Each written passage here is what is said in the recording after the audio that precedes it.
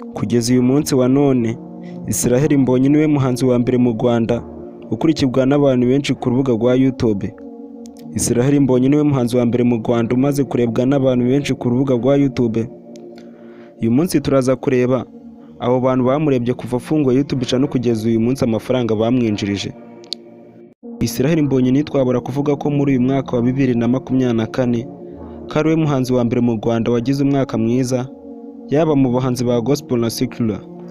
Uyu Israel Mbonyi muri uyu mwaka wa 2024 yakozemo ibitaramo byinshi bitandukanye, yaba mu Rwanda ndetse no mu mahanga, kandi bikwitabirwa n'abantu benshi cyane. Uyu Israel Mbonyi muri uyu mwaka wa 2024 ibihangano yasize ku mbuga nkoranyambaga byarebwe n'amamiliyoni menshi, ku buryo yagiye akora ubuhigo bwari bwarasizwe n'abandi bahanzi bo mu Rwanda. Kandi muri uko kurebwa cyane ku mbuga nkoranyambaga ni nako agenda yinjizamo amafaranga menshi. Uyu munsi by'umwihariko tugiye kureba amafaranga uyu Israel Mbonyi ahembwa na YouTube buri kwezi na buri mwaka. Turebe n'amafaranga amaze gukura ku rubuga rwa YouTube kuva yafungura YouTube channel kugeza uyu munsi. Turaza kureba indirimbo ni Naseri imaze kurebwa na miliyoni 68 ku rubuga rwa YouTube, amafaranga yamwinjirije. Nguhaye ikaze wowe wakanze subscribe, nawe utari wayikanda, iki ni cyo gihe ngo uyikande tujye tubana buri munsi. Ikiganiro cyacu nimba wagikunze uze gukanda like, kandi nimba ukunda Israel Mbonyi uze gusiga udutima muri comment. Reka nongere nguhe ikaze. Israel Mbonyi yafunguye YouTube channel mu mwaka wa 2012, amaze gushyiraho video 69. Izo video 69 zamuhesheje abamukurikira miliyoni 1,560 by'abasubscribers. Israel Mbonyi ukwezi gushije yinjije abasubscribers 60,000. Israel Mbonyi Social Blade iteganya ko bitewe n'umuvuduko Israel Mbonyi ari kwiruka ku basubscribers ko mu myaka 3 n'amezi 8 ari imbere kazaba yujuje miliyoni 10 z'abasubscribers bamukurikira ku rubuga rwa YouTube. Israel Mbonyi ukwezi gushije yarebwe n'abantu miliyoni 12,722 ku rubuga rwa YouTube. Noneho reka turebe ese abo bantu bamurebye ukwezi gushije bamwinjirije angahe. Israel Mbonyi bitewe n'uko akunda kurebwa n'abantu bo hanze y'u Rwanda, YouTube imuhemba amafaranga menshi. Ati kubera iki? Iyo warebwe n'abantu benshi bo mu Rwanda, YouTube iguhemba amadolari make, kuko na ads cyangwa ibyamamazwa byigize binyura muri video zawe zarebwe n'abanyarwanda, kuko mu Rwanda na ads zemewe. Uyu Israel Mbonyi bitewe n'uko akunda kurebwa n'abantu bo hanze y'u Rwanda, YouTube imuhemba amadolari menshi. Noneho reka turebe ese abo bantu barebye Israel Mbonyi ukwezi gushije bamwinjirije angahe. Kugeza uyu munsi wa none, ku bantu 1000 barebye igihangano wasize kuri YouTube, YouTube iguhemba amadolari 5 iyo warebwe n'abantu bafite ads mu gihugu cyabo.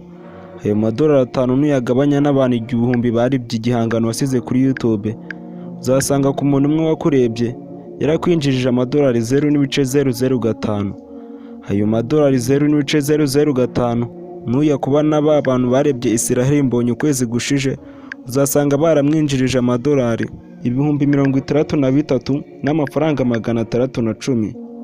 Nuyakuba mu mafaranga y'u Rwanda, uyu munsi idolari rimwe rihagaze 363.59.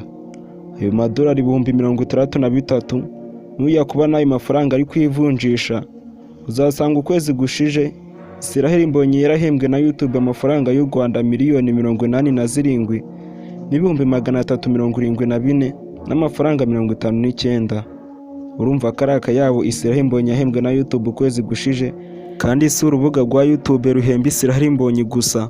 None se wari uzi ko aya mafaranga nkubwiye urubuga rwa Spotify iyo ruri guhemba umuhanzi ruyakuba inshuro zirenga 7? Kandi si urubuga rwa Spotify ruhemba abahanzi gusa, Apple Music, Boomplay, Audiomack zihemba Israel Mbonyi akayabo. Urumva ko Israel Mbonyi ari imbuga nkoranyambaga nyinshi agenda akoraho amafaranga menshi bitewe n'uko ibihangano bye bikunzwe cyane. Israel Mbonyi kuva mu mwaka wa 2012 igihe yafunguraga YouTube channel amaze kurebwa inshuro miliyoni 296. Izo miliyoni zamurebye kuva afunguye YouTube channel. Muzi kubona wa muntu umwe winjiza amadolari 0.005. Uzasanga mu myaka 12 ishize afunguye YouTube channel anyuzaho ibihangano bye yaramwinjirije amadolari 1,481,081 n'amadolari 411. Nuyakuba mu mafaranga y'u Rwanda, uzasanga mu myaka 12 ishize Israel Mbonyi afunguye YouTube channel yaramwinjirije miliyari 2 z'amafaranga y'u Rwanda na miliyoni 3,485. Ni akayabo. Izi miliyari 2 niyo mafaranga Israel Mbonyi amaze gukura ku rubuga rwa YouTube kuva rufunguye kugeza uyu munsi. Kandi si ku rubuga rwa YouTube yakuye amafaranga, no ku zindi mbuga nkoranyambaga zicuruza umuziki naho yahakuye amafaranga menshi cyane. Israel Mbonyi akaba ari we muhanzi wa mbere mu Rwanda umaze gukura amafaranga menshi ku rubuga rwa YouTube. Akaba ari nawe muhanzi wa mbere mu Rwanda uhembwa na YouTube amafaranga menshi buri kwezi. Ndabona video ibaye ndende, reka ejo tuzareba amafaranga indirimbo ni Nasiri yinjirije Israel Mbonyi. Reka tugane ku musozo w'iki kiganiro. Nizere ko wakanze subscribe, nizere ko wakanze like, nizere ko nimba ukunda Israel Mbonyi uragenda ugasiga udutima muri comment. Iyi ni Jean Paul TV Show. Bye bye, ndabakunda cyane.